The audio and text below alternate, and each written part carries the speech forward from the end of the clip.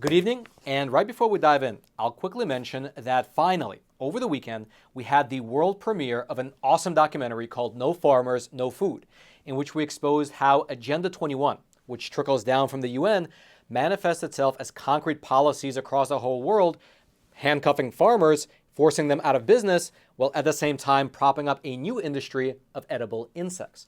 We spent quite literally a whole year traveling the whole world to make this particular film, and I'm super glad to report to you that the film was very well received. We got about a minute-long standing ovation with many of the farmers and ranchers in attendance saying that they're going to bring the film back to their local communities in order to help it spread far and wide. And so, if you'd like to check the film out for yourself, the link to it will be right there at the very top of the description box below.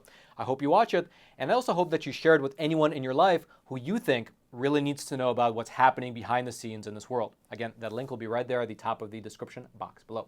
Now, jumping into today's main topic, for some odd reason, the CDC is just refusing to release the most recent updated data on the number of post-vaccination heart inflammation cases. You see, even though it was treated as essentially a conspiracy theory at first, it's already been a known fact for quite a while now that the COVID vaccines can cause heart inflammation in the form of either myocarditis or pericarditis. Now, generally, you can find the most updated number of heart inflammation cases over in the VAERS system.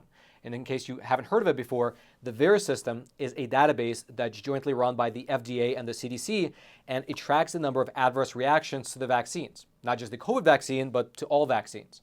And although technically anyone can submit the reports into the VAERS system, if you dig through the research, you find that most of the reports are entered by healthcare providers. Usually it's a nurse or a doctor whose patient experiences some type of adverse reaction after getting a shot.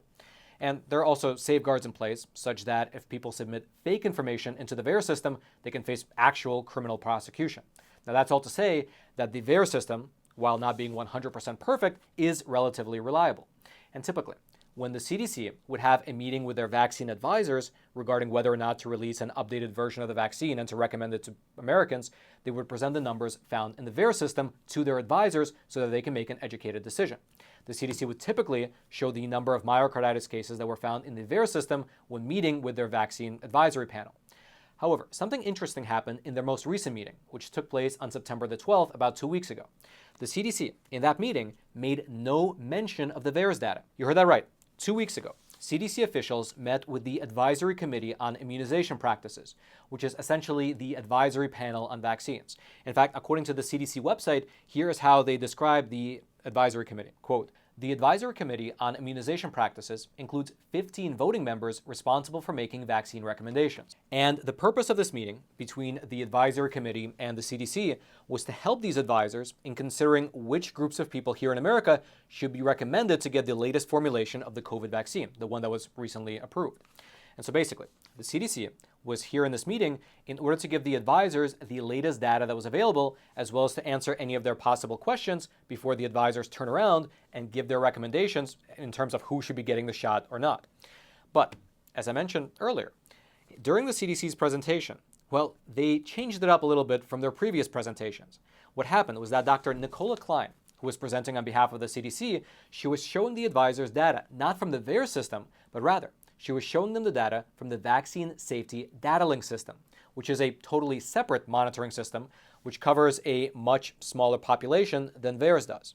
Furthermore, the data that she presented was relatively old. Quote, Dr. Klein said that just 2 cases of myocarditis after bivalent vaccination were detected in the Vaccine Safety Data Link through March 11th.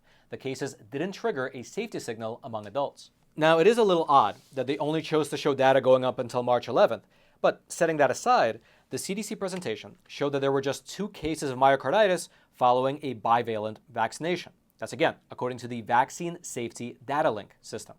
However, if you were to look into the actual VAERS system, which, just for your reference, anyone in America can do, it's a searchable database that's available to the public, and if you search it for the number of heart inflammation cases following a bivalent vaccine, you get 98. 98 cases of myocarditis, pericarditis, or myopericarditis. 98 cases in the VAERS system, rather than the 2 cases that the CDC reported finding in the data link system. Now again, it's worth mentioning that since technically anyone can post in the VAERS system, those are not 98 confirmed cases. They're 98 reported cases. However, up until September, the CDC would report that number to the advisory committee. Except this time, they decided to not do that for some reason. It's not exactly clear why the CDC chose to go this route. And so we here at the Epoch Times, we reached out to the CDC in order to get the data, but they sent back to us something you could say was a bit surprising. A CDC spokesperson, they emailed us back saying that if we're interested in the data, we can check out this study right here. This is the study that they sent to us. You can see it up on screen for yourself, which is cool, except for the fact that the study that they sent to us only covers the data from August 31st up until October 23rd of last year, of 2022. That study, it only covered about a month and a half worth of data, and it's literally a year old. Now, just for your reference, that particular study, it was looking at the effects following vaccination with the updated bivalent formulation. That formulation, it began to be used widely in September, and the study runs until October 23rd, meaning it's about a month and a half following the use of the bivalent booster. And in the study that the CDC sent to us, they identified 9 reports of either myocarditis or pericarditis following vaccination with one of these bivalent vaccines. And out of those 9 reports, 7 were verified by medical review. And this is exactly where things stop adding up. Because think about it. In the presentation just earlier this month, the CDC spokesperson told the advisory body that according to the safety data link system, there were, quote, 2 cases of myocarditis after bivalent vaccination through March 11th. 2 cases according to the data link system. However, when we asked the CDC for confirmation, they sent us a study showing that just in the month of September and essentially half of October, there were 9 cases of myocarditis, with 7 of them being verified by medical review. That data came from the VAERS system. And so it makes you wonder, why would they present the number as being just 2 as of March 11th, when according to their own study, by October 23rd of last year, the number was already at least 7. And you would imagine that the number didn't remain just 7 from October all the way up to March. And so we here at the Epoch Times, we asked the CDC spokesman to send us more recent data, to which he interestingly responded by acknowledging that the CDC does have the data, but they're just not making it public yet, writing this in an email, quote, "When appropriate, the updated safety data will be published." However, the story gets a lot deeper, which we'll get into right after I introduce the sponsor of today's episode by showing you this little piece of money. Or rather, I should say that this is fake money being printed into oblivion by those geniuses over in Washington, D.C. And so before they completely obliterate your life savings, what I recommend you do is to convert that fake money into real money, which is physical gold and silver. And the best company to use is the sponsor of today's episode, American Hartford Gold, who also happens to be my own personal gold and silver bullion dealer. They have thousands of other 5-star ratings across the country. They have an A+ rating with the Better Business Bureau. They ship quickly, directly to your doorstep. Their product listings are awesome. They're stacked with great options of gold and silver bullion and coins, and they have amazing customer service. When you pick up the phone and call them, you feel good knowing you support a company that supports the truth getting out into the wider American audience. And so calling them up is a no-brainer. But best of all, if you tell them that Roman sent you, they will throw in up to $5,000 worth of free silver with your first purchase. It's 866-242-2352, or you can simply text the word Roman, R-O-M-A-N, Roman, to 65532. Of course, all their details will be down in the description box below. And now, let's head on back to the studio. Thank you very much for that. Regardless, that's what happened. According to the CDC's own analysis of the VAERS data, there were a minimum of 7 medically verified cases as of October 23rd of last year. However, what they chose to present to the advisory body is just 2 cases in a separate database that was significantly smaller. Regardless, circling back to that CDC meeting, besides Dr. Klein, there was another CDC official, Dr. Megan Wallace, who said the following, quote, "There are limited data to inform the myocarditis risk following an updated mRNA dose." Now, notably, she did not mention the cases reported to VAERS, but she still did make the point that the benefits of the vaccines outweigh any potential risks.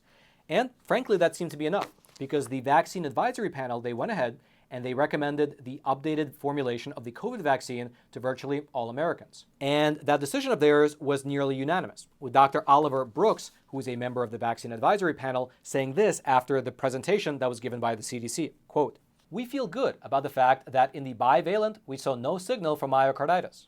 On the flip side, however, you had one lone member of the advisory panel who voted against the recommendation. This was Dr. Pablo Sanchez, and citing the risk of myocarditis, he said the following, quote, "I think we really need to level with our patients and say what is known and unknown rather than make a complete recommendation, especially for some groups that are limited data." Regardless of his dissenting opinion, though, the advisory panel voted 13-1 in favor of recommending the updated formulation to almost everyone 6 months and older. In fact, according to the recommendation, quote, people who have not received a COVID-19 vaccine in the past 2 months should receive one of the new shots. And so, there you have it. And I should mention, this is in no way medical advice, and I'm in no way advocating for or against any possible medical intervention. I'm only reporting on the facts surrounding the meeting between the CDC and the Vaccine Advisory Panel, which took place 2 weeks ago on September the 12th, and regarding the information that was and was not presented during that meeting. If you'd like to go into the CDC's presentation or the study that they emailed us, I'll throw all those links down into the description box below this video, which I should mention is that same little description box right beside those like and subscribe buttons, both of which I hope you take a moment to smash so that this content and this video can be shared out to ever more people via the YouTube algorithm.